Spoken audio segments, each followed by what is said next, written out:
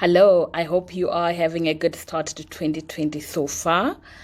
I am going to share a little bit on emotions, and I want to talk today about emotional literacy.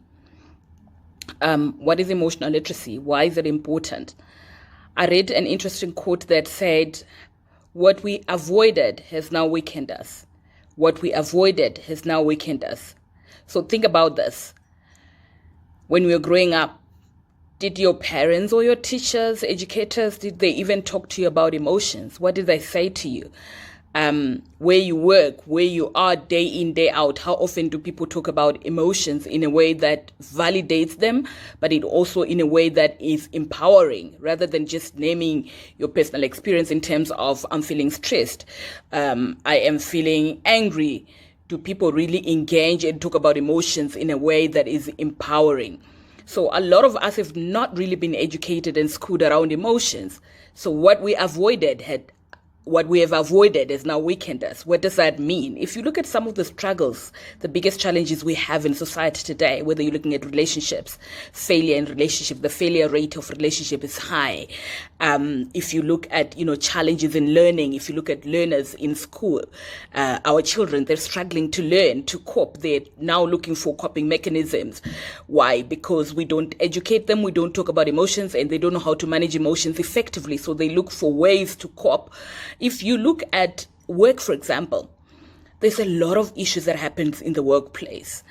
You can have leadership challenges. So pivotal to leadership challenges is the ability to understand emotions and the ability to regulate emotions, but also the ability to understand emotions in others and help them to regulate emotions in themselves. That is key for leadership. If you're talking about influence, you're talking about how are you engaging how are you engaging with other people's emotions. So the things that we avoid are really making us weak. Conflicts in the organization. If you look at emotional checkouts, we call it disengagement. And I say disengagement is emotional checkout. When people are not emotionally connected to their work environment, when they are not connected to the work that they do, they emotionally check out. So all they do is they bring their bodies to work and they just do the bare minimum and make sure that they get the paycheck at the end of the month. If you look at also psychosocial challenges that are increasing in the workplace, if you talk about depression, if you talk about, wellness issues that are coming up in organizations, the wellness bill is actually increasing.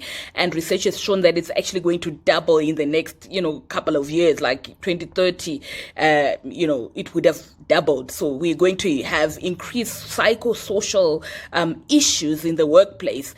Now, the challenge is, do we even, kind of assess? So people would do health and safety risk assessment, but do we even do psychosocial risk assessments in the workplace? Or even at a personal level, do you do your own psychosocial risk assessment? How well are you at a psychological level? How well are you socially when you show up in an environment where other people are? So emotional literacy is very key because it affects all these areas that I've spoken about. So how do we build emotional literacy in ourselves and in others so that we can have emotional honesty? Because if you're not emotionally literate, it's difficult to be emotionally honest. How can you share and express your own emotions if you don't even know what they are and how you experience them? So what are the key things to look at when you're talking about emotional literacy? So the ability to name the emotion itself, the emotional language. So the ability to actually say, I am feeling annoyed, I am feeling anxious, to name the emotion. The moment you name the emotion, you're connecting with yourself at a deeper level. So you're beginning to connect with yourself, because a lot of the times when we experience emotions, instead of actually connecting with that emotion, we act it out. So we actually miss an opportunity to value that emotion, but also to value ourselves and our own experiences by acknowledging what we're feeling and what we're going through. So naming the emotion. And I think one of the key things that people make an error on when they are engaging their own emotions, people would use words like, I am angry, I am anxious. Now, emotions are temporary. They come and they go. So which means your emotional state changes. So you cannot say, I am angry, because the next 2 seconds or 2 minutes, you would have changed that emotional state. And then you're no longer, I am angry. Who are you now? So you want to be able to name emotions correctly and say, I feel. It's an emotion. It's a feeling. I feel angry. And you see, the language, the power of the words that we use is very powerful also, because it actually helps us to manage the emotion. When you say, I feel angry, you lessen the power of that emotion in you. But when you say, I am angry, you're increasing the intensity and the power of that emotion inside yourself. So why is emotional literacy important? So I say naming it correctly, but also locating it. Where in your body? So people do emotions differently. So some people, when they get angry, they have a lump sitting in their throat. Some people start shaking. I'm one of those. When I'm feeling angry, my hands start shaking. Some people have something sitting on their shoulders, and so we do different things. So emotional literacy is different, because how you do your emotions is different from how other people do their own emotions. Where in your body, how are you experiencing your own emotions, so you can connect with that particular emotion? So emotional literacy is very, very key. Why is emotional literacy key for us? Because when you can connect with that emotion, so emotion is also energy. So that energy in your body, when you can connect with it, you know how to direct it. But if you don't know how to direct that energy, or if you're not connecting with that energy, it means it might direct you. It might move you to do things you probably would regret. It might move you to do things that you didn't intend to do, because it's energy. It moves you. So, but when you connect with the energy, you are able to make choices. You are flexible in terms of how you respond, because you are then aware of this energy, and you make a choice how you want to direct that energy, how you want to move yourself. And, you're also making, a choice in terms of what is it really important to you.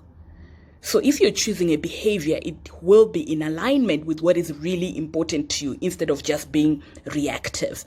So also connecting with your own emotions, it helps you to connect with yourself and connect with others. So we often miss an opportunity to connect with others because of the emotions that we experience, or because we are unable to be a container, or to be to hold space for others to experience their own emotions. So when people give us feedback about their own emotions, we quickly become defensive or offensive. That's why you can think about it in organizations. Why do people don't actually give each other feedback that allows people to connect and move the organization forward?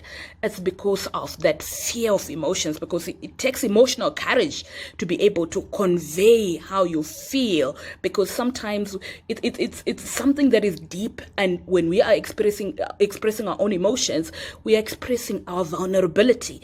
And the fear of being vulnerable makes people not want to express their own emotions, yet still miss the opportunity to connect at a deeper level, or even influence other people. So we need to actually have that emotional literacy, which will allow us to have emotional honesty. And then when we are emotionally honesty, what are the benefits? We can direct the emotions. We can, connect with other people at a deeper level, and ourselves at a deeper level. We can also, be able to utilize the energy that is contained in emotions to make sure that we achieve the goals that we desire in the workplace. So emotional literacy is important for us to become emotionally honest. And emotional honesty is key for self and others' connection. For influence, you want to be more influential, do connect with your own emotions instead of denying them, suppressing them, or just sliding them through because we have the fear of being vulnerable. Hope you found this useful. I will be sharing again on how do we use our own emotions to generate energy that we require to get things done. Thank you.